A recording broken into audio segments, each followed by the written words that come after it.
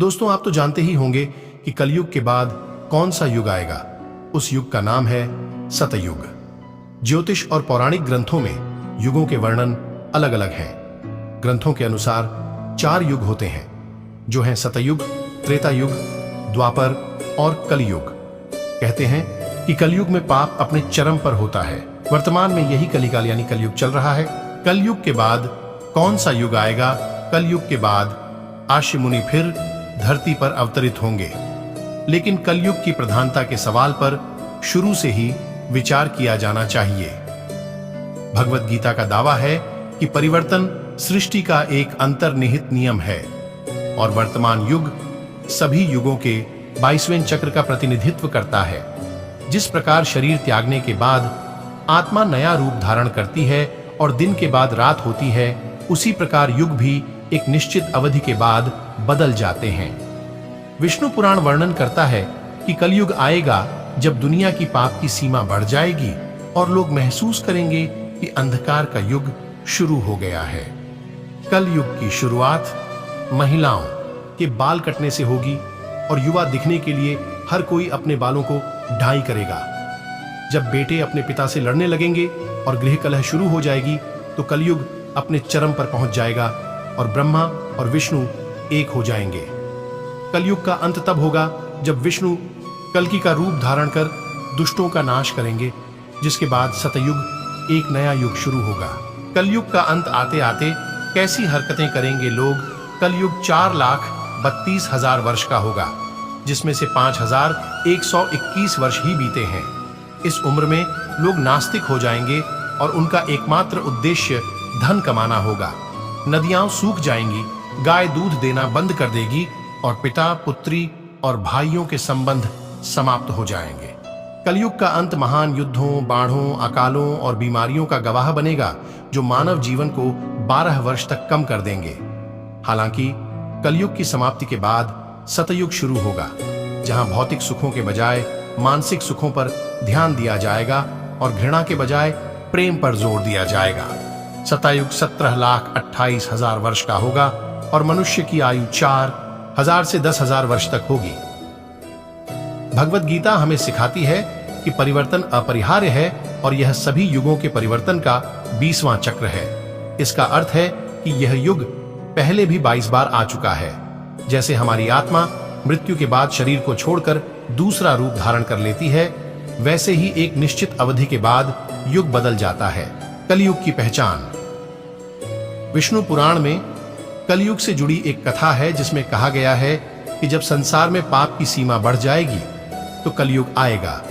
तब लोग पहचानेंगे कि अंधकार का युग शुरू हो गया है।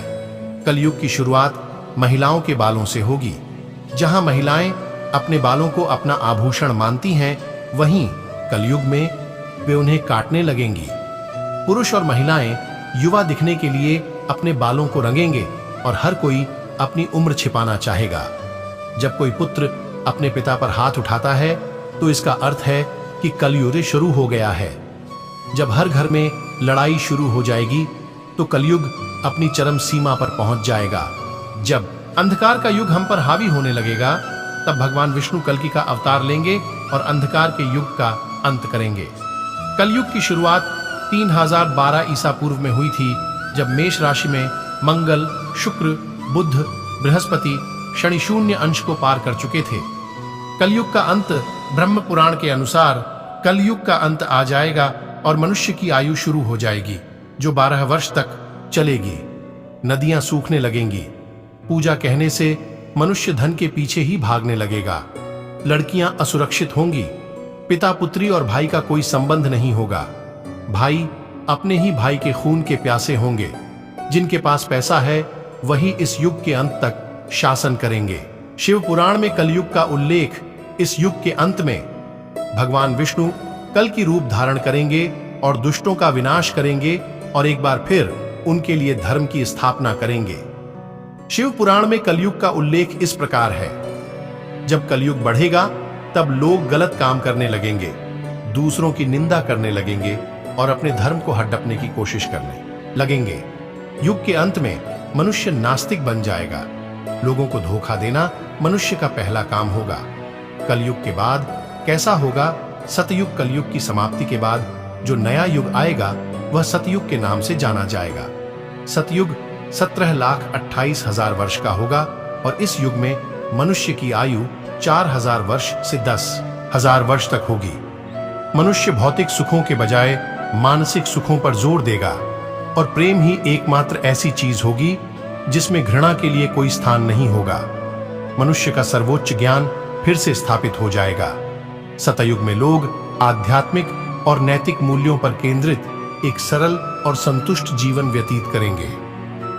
लालच और भौतिकवाद के लिए कोई जगह नहीं होगी और लोग प्रकृति के साथ सद्भाव से रहेंगे।